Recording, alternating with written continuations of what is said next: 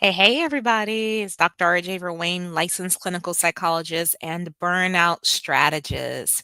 So, I'm not going to be with you long. I'm just going to do some quick teaching, get in, get out. All right.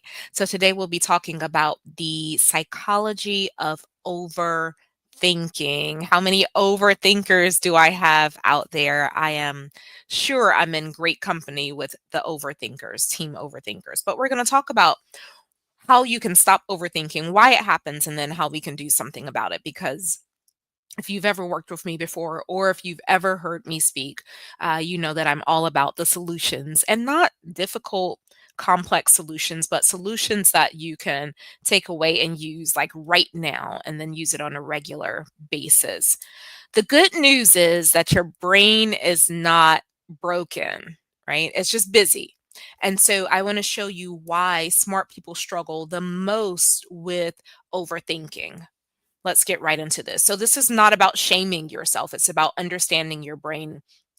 Often in mental health, when we speak about depression, anxiety, trauma, all the things, it comes with a bit of guilt and shame, especially in our community. It comes with a bit of guilt and shame. Is my faith not strong enough? Did I do something wrong? Is this a punishment? Am I weak? All of those things are false. You can relax. It's just your brain. And I'm going to give you some tips about it. Okay.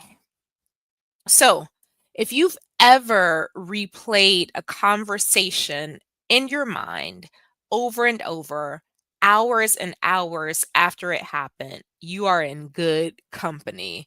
What do I mean by that? It happens to almost everyone all the time. This overthinking, a situation happens and it just replays and replays and replays and replays, so much so that it can interrupt your sleep, it can interrupt your appetite. It can interrupt your ability to be present and in the moment. And I'll give you an example of that. You're overthinking a situation. You're at dinner with friends, still thinking about this situation. You miss the conversation. And then it's just kind of like, was I even there? Did I even have dinner? Yes, it can feel that dramatic when you are an overthinker. Overthinking is really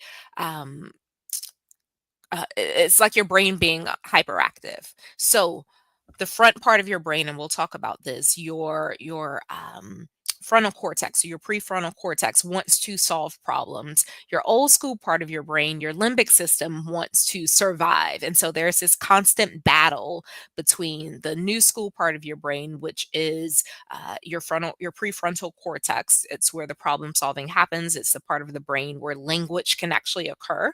And then the old school part of your brain, your limbic system, specifically the amygdala, that's all about protection and survival. And so what overthinking is a bouncing. It's like you're playing table tennis back and forth from your limbic system to your prefrontal cortex. Limbic system, prefrontal cortex. Limbic system, prefrontal cortex.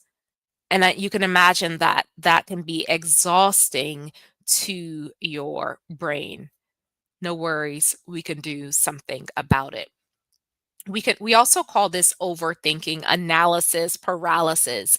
That's when your thoughts get stuck here in the prefrontal cortex of your brain. And so it's just thinking over and over and over, and so much so that you just get stuck there, nothing ever happens, and your brain freezes in this loop. That often happens with procrastinators or perfectionists. You get stuck in this cycle of analyzing over and over and over again what the issue is. It's your brain's job to protect you. So when it senses risk, it's going to overanalyze to keep you safe. The whole job of your brain is to protect you. And so your brain doesn't know the difference if a stressful situation at work is going to take you down just like a bear chasing you and catching you. It doesn't know the difference. So you have to tell your brain the difference so that you don't get stuck in this overanalyzing. What's happening is your brain is trying to protect you, right? It senses risk. Something is wrong. We have to keep her safe. What do? We go in a loop and we keep trying to find solutions to keep her safe instead of taking action because it's not safe to take action. All right. The overthinking cycle happens like this. First, there's a trigger. So something happens, a situation comes up, and then there is stress, uncertainty, and pressure.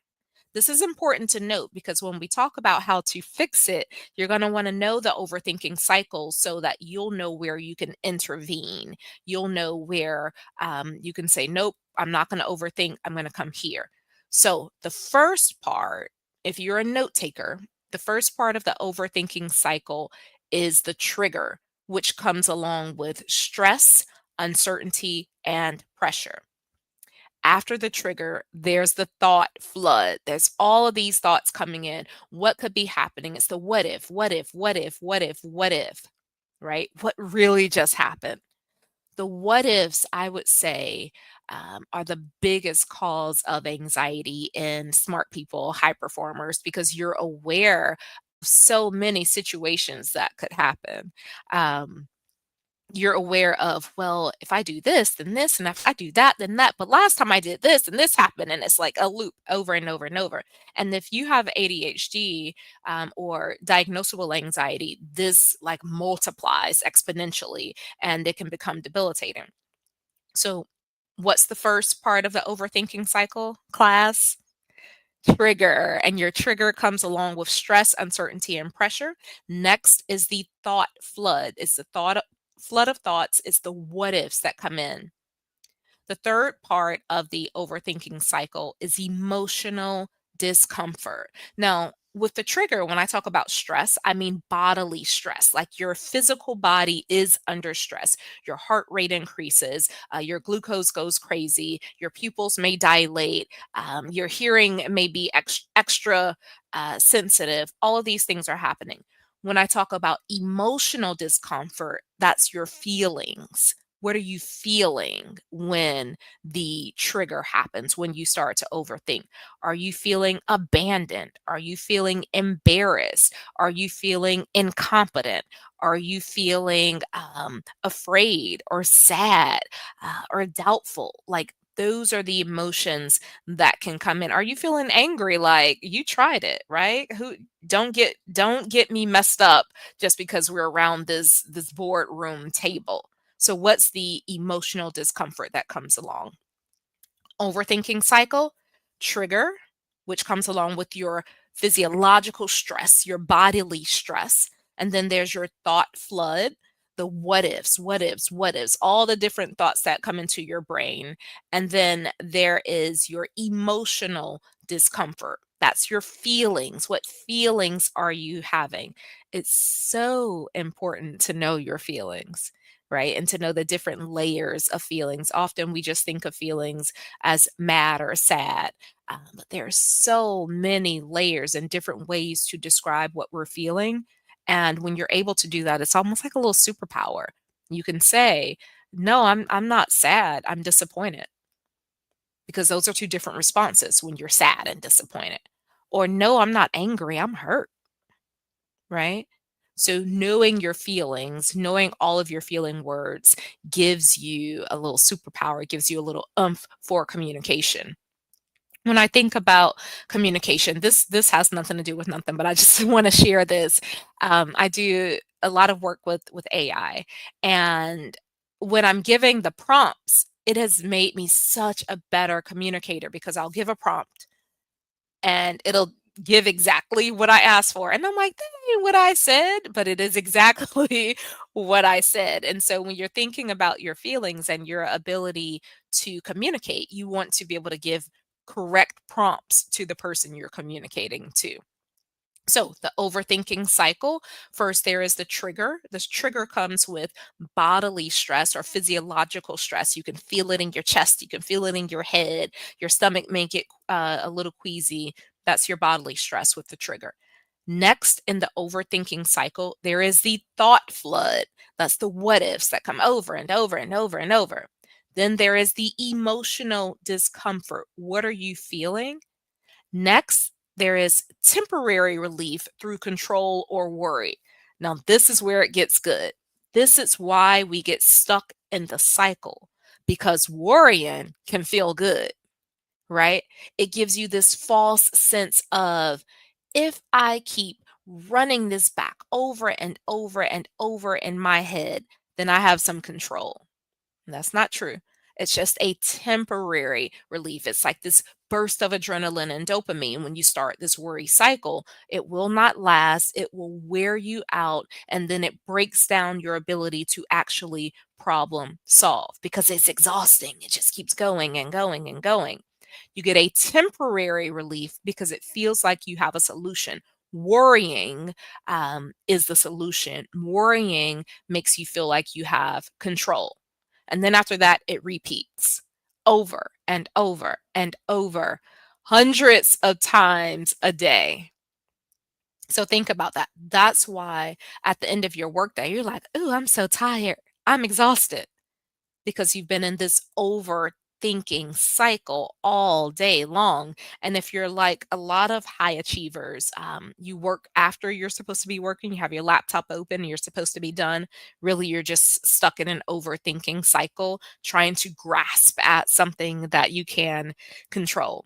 So, really quick, let's review the overthinking cycle. If you are a note taker, this is the time to jot it down because the more you understand about your brain and what it's doing, the easier it'll be to implement some of these things y'all are reading on in self-help books and looking at on TikTok and all of that stuff, child, which is fine. Whatever, but you want to know exactly what's happening with your brain instead of using these temporary pop culture fixes. No shade against the uh, quick tips because they are helpful. At least they're starting the conversation, but you want to understand what's going on with your own brain and your own body so that you'll know which intervention to use and if it even works for you. Overthinking cycle. Here we go. Y'all ready? First, there is the trigger. Okay. And the trigger comes along with physiological stress or bodily stress. You can feel it in your chest, you can feel it in your head. Next, there is the thought flood. That's all of the what ifs, right? What if, what if? Then there is emotional discomfort. What feelings are you experiencing? Know your feeling words. Finally, there is temporary relief through control or worry. This is the tricky part. It's what gets you hooked on it, is because there's some temporary relief with control or worry, and then it repeats itself. Overthinking can feel productive, but it's actually mental procrastination. So, worriers, overthinkers, smart people who get stuck in their prefrontal cortex and don't actually problem solve, it's a lot of thinking and not a lot of doing, right? A lot of thinking and not a lot of doing. It can feel productive because you're good at thinking. You know how to think. Right? That's your jam. Thinking is your jam if you are a smart person. However, it's not everything. Thinking isn't the final step. You have to take some action. I tell myself at least 20 times a day, y'all, done is better than perfect. At least 20 times a day I have to tell myself done is better than perfect. Just do it. Just get it done. Get it done. Even when I am preparing to do teaching with you all, I want it perfect. I want like this bullet point and that one. But I'm like, girl, you know what you're doing. Just go talk. Tell the people what they need to hear and be done. Right? Otherwise, I would be in this perfection paralysis and y'all would never get anything. So overthinking can feel productive, but it's actually mental procrastination. It's also protective. If you are a perfectionist, you stay stuck in thinking, you don't take any action, then you can't mess up, right? Or you can't get it wrong, or you can't lose. That's what your brain is telling you.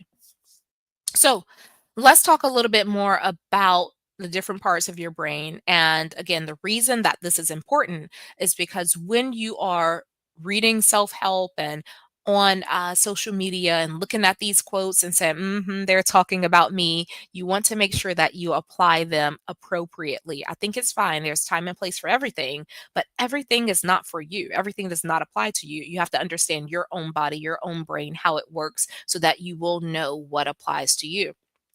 So, a little bit of teaching.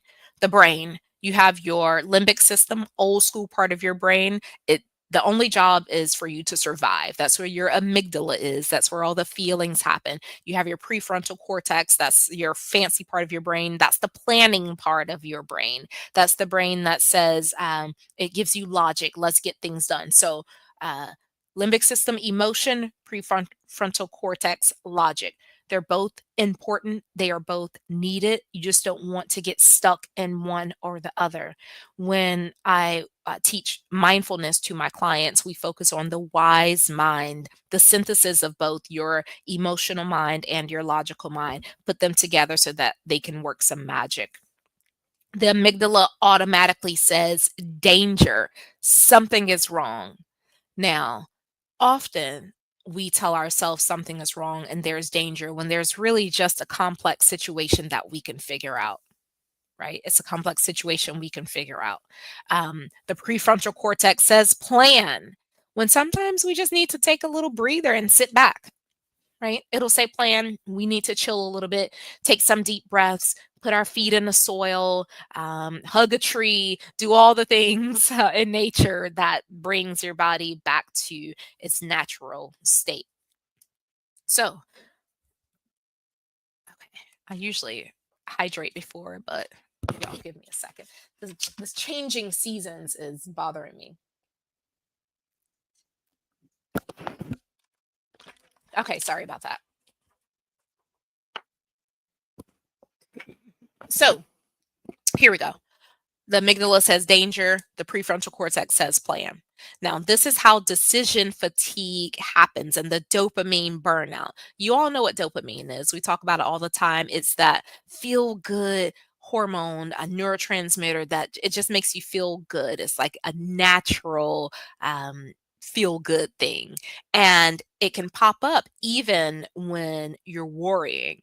It gives you that little oomph, like, ooh, this is good. Let's keep doing this. Dopamine is involved, partly involved in with addiction to anything that you can think of. So, too much mental load will drain you. That's why it's important to understand, is this happening because I don't feel safe? Is the old school part of my brain overactive, or am I overthinking? And what I need to do really is just relax, take a chill pill, take a few deep breaths, do some meditation. Which one do I do in this moment? For my high achievers, when your brain is used to solving everything, it doesn't know how to stop, even when you want it to. It's just a repetitive cycle. When your brain is used to solving everything, it doesn't know how to stop, even when you want it to. So it's not going to automatically just shut off. That's something we have to do manually through journaling, through positive self talk, through standing up and getting away from the desk and moving our bodies around. Your brain needs to be told that everything's all good, it can rest. Part of my sleep routine at night, I don't play about my sleep. I am a great sleeper, but I'm a great sleeper because I work at it. Like, I don't just lie down and like, and just kind of float away. There's a whole bunch of things that have to happen for me to turn my brain off. One of them is a positive affirmation, like, girl, you're done for today. You did good. You did all the thinking that you need to do for today. You can resume tomorrow. Something as simple as that can allow your brain to rest. You can give it permission to rest if you are an overthinker. So, when you get into a loop, you want to ask yourself, what is this loop about? Do I need to get one thing done and then do the rest later? So sometimes there is a variety of things that need to be done, and your brain gets in the loop of this to do list. But getting one thing done, taking action, can pause or interrupt that loop.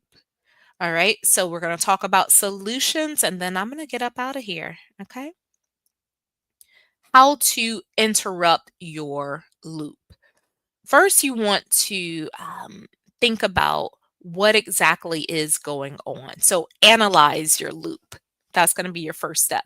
Analyzing your loop is just taking a deep breath and being aware of what's happening. We get exhausted often because we're not even aware. Our brain is just going, going, going. We're going quickly throughout our day. We're not even aware of what's happening. So, first is analyzing or awareness of the loop. I'm overthinking. Let me take a deep breath. Let me take a step back. So, analyze or be aware. Next, you want to identify what is it that my brain needs in this moment? Does it need a chill pill? Does it need to rest? Do I need to do some deep breathing? Or does it need to plan and get one thing done? Or two or three things? And when I say two or three things, I mean really quick things. Often, I call it being tyrannized by tiny tasks. So often, a lot of our overthinking is because we have all these tiny tasks in our brain being tyrannized by tiny tasks. If you have, I don't know, 3 tiny tasks on your list, knock them out. What do I mean by tiny tasks? Making doctor's appointments for your kids, ordering groceries. You're supposed to be ordering gifts for the teacher. You can just do that online. Like, go ahead and knock those tiny tasks out so that you can actually get to the more complex problem solving.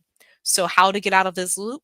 First, you want to be aware or analyze. Second, you want to identify what's happening. That then allows you to take action. All right. It allows you to take action and actually do something about it. And then finally, you want to encourage yourself to stay out of this overthinking loop. It really is just as simple as you're overthinking. What do we need to do? Let's pause. Let's slow down for a minute. Okay. The goal is not to stop thinking, is the goal is not to stop getting things done. The goal is not to stop being productive.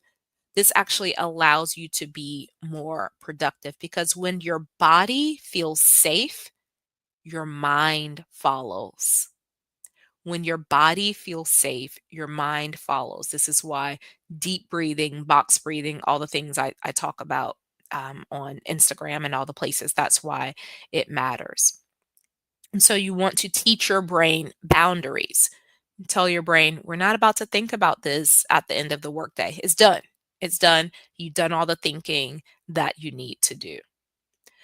Control is not the same thing as safety. It can feel like that. If you're an overthinker and if you're used to solving problems and if you're used to making things happen, having that control can feel like safety, but it's going to wear you out. It's going to wear you out unless you are completely aware of it. You don't need to control everything to be safe.